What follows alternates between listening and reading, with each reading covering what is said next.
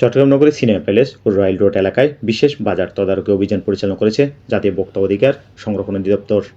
অভিযানে অস্বাস্থ্যকর পরিবেশ ও ক্ষতিকর লবণ ব্যবহারে দুটি প্রতিষ্ঠানকে বড় অঙ্কের জরিমানা করা হয়।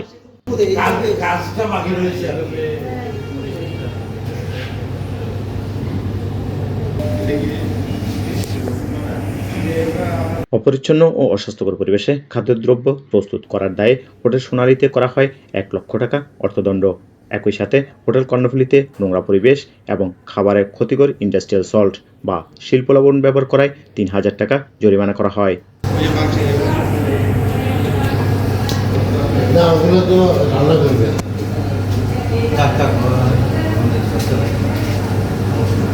অধিদপ্তরের সহকারী পরিচালক মোহাম্মদ আনিসুর রহমান ও মাহমুদ আক্তারের নেতৃত্বে পরিচালিত এই অভিযানে সহযোগিতা করে চট্টগ্রাম মেট্রোপলিটন পুলিশের একটি চৌকস টিম। জনস্বার্থে অধিদপ্তরের এই অভিযান অব্যাহত থাকবে বলে জানান। News desk, C news, Chittagong.